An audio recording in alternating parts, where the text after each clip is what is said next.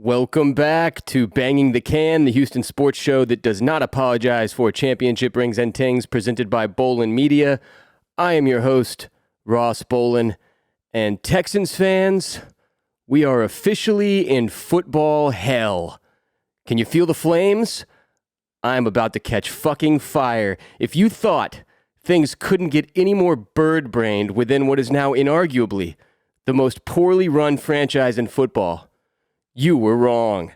In the final game of the season, when our Houston Texans should have locked down the number one pick in the NFL draft as partial payment to fans for surviving this shit season, somehow, some way, in the one game we really didn't want the Texans to win, they did. Because of course they did. Of course they would. This was always the way our season would end, with diarrhea icing on a poo-poo cake.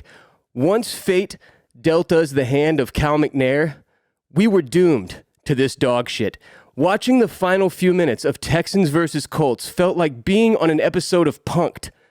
I kept praying Ashton Kutcher would run out onto the field and the suffering would stop, but it was real. It was all too real. There is no waking up from this nightmare. As Davis Mills converted consecutive fourth downs, culminating in a Hail Mary touchdown that went straight through the hands of the Colts safety like he was Casper the Friendly Fucking Ghost or a goddamn hologram of a human, all I could do was laugh. It was literally laughable. You know the saying, sometimes you have to laugh to keep from crying? That should be the official motto of Houston Texans football. But when Lovie Smith, in one final fuck you to Cal McNair and all of us watching, went for the win with a 2-point conversion, doing the opposite of what he did in week one, in the exact same scenario, causing us to start the season with a sister-kissing tie, I didn't want to cry. I wanted to die.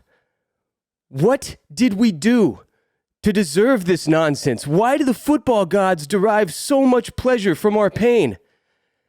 It played out in such a way that one would almost assume it was scripted all season long. Wide receiver Brandon Cooks repeatedly and publicly made it known he wants nothing to do with this poorly run piss pot of a franchise. So of course, he's the one who kept the season alive by catching the first of 2 fourth down converting passes from Davis Mills, because that makes a ton of sense, and this is the storybook ending we deserve. Fuck you, Brandon Cooks. You spell your name with an I for a reason, because there is only I in Brandon, and you are a selfish cock. You don't cook shit. You just eat. You're a taker, not a giver, and if you were a guest at the restaurant in the movie The Menu, you would die.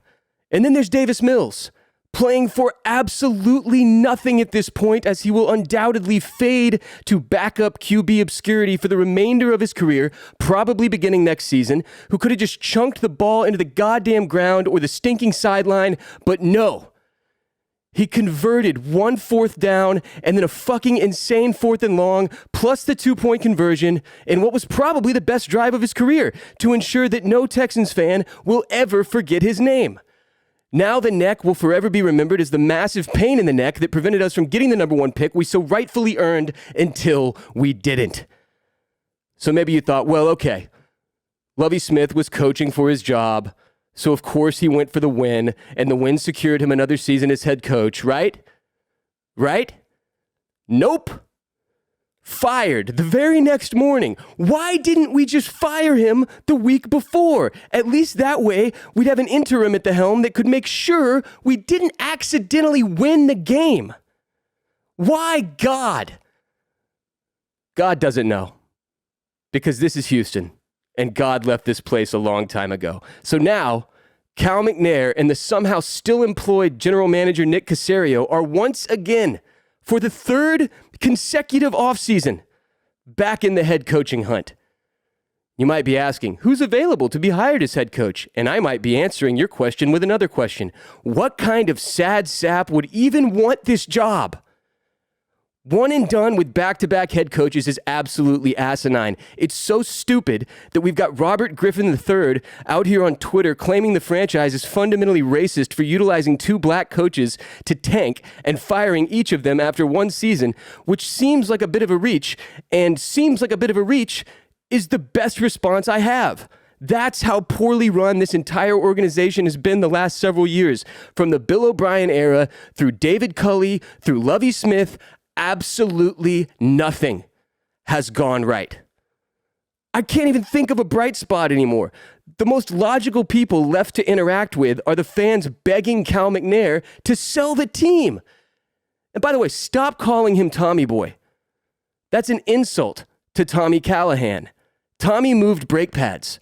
Cal McNair isn't worthy of that moniker. And for all the fans and media members who were up on their high horse like, how could you root for the team to lose? Who cares about the number 1 versus the number 2 pick? You people make me sick. We did not live through this nightmare season to not get the number 1 pick. It does not matter if the Chicago Bears don't need a quarterback. Are you aware that the Indianapolis Colts, among other teams, have the ability to trade up to the number 1 pick and then select a quarterback? Are you aware that there is more than one round in the NFL draft and you want the absolute peak possible position to have the best opportunity to improve your franchise? Your moral high ground is indefensibly lame, and you need to come down off your soapbox and join the rest of us in the pits of doom. You want to know how I could possibly root for this team to lose the final game of arguably the most infuriating season since the franchise's inception? Look no further than Cal McNair's season-ending press conference. The man barely looked up from the podium. Every season, this mustachioed doofus finds a way to look and sound even more like he not only doesn't have a clue what he's doing, but he doesn't care. It's impressive at this point. Inspiring the opposite of confidence as consistently as Cal is truly a challenging feat. I would join those of you rooting for him to sell the team, except I'm concerned he'd find a way to sell the team to an even less competent and competitive owner. So, another Houston Texans football season has come and gone. And against all odds, we got even worse. We fired another head coach. We still don't have a quarterback. We still don't have any direction or leadership. We still don't have any hope. And now, after a total fluke of a final drive, we don't even have the number 1 pick. But we still have Cal McNair and Nick Caserio. And most importantly, we still have each other.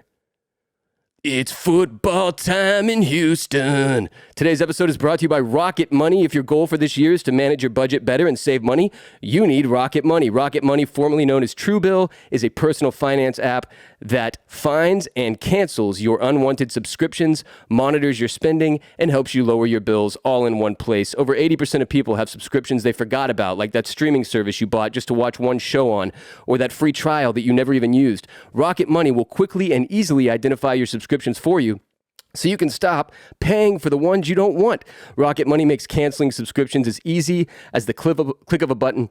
Simply find the subscription you don't want, press cancel. Rocket Money will cancel it for you. No more long hold times with customer service or tedious emailing back and forth. Over 3 million people have used Rocket Money, saving the average person up to $720 a year. I can't tell you how much money I've wasted on unwanted subscriptions over the years. At one point, I realized I'd still been paying an annual Xbox Live subscription fee, and I'd given away my Xbox 4 years prior. Just yesterday, I used Rocket Money for my company, Bolen Media, and found 3 different podcast hosting services that I had done trials with and forgotten to cancel. That's why Rocket Money exists, baby. Stop throwing your money away, cancel unwanted subscriptions, and manage your expenses the easy way by going to rocketmoney.com/BTC, as in banging the can. That's rocketmoney.com/BTC, rocketmoney.com/BTC.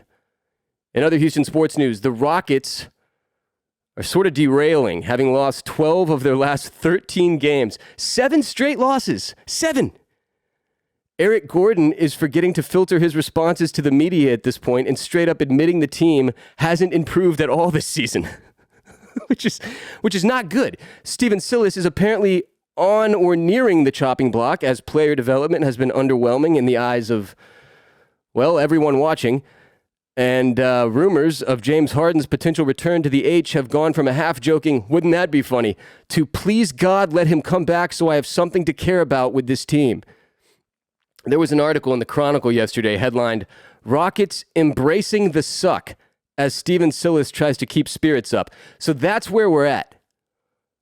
The same column by Michael Shapiro points out that at the half-season mark, the Rockets have gone and gotten far more double-digit losses, 17 double-digit losses compared to wins, 10. 10 wins, 17 double-digit losses. Not great. Somebody suck me. In baseball news, after having deals with both the San Francisco Giants and New York Mets fall apart due to concerns around his physical, Carlos Correa has once again signed with the Minnesota Twins.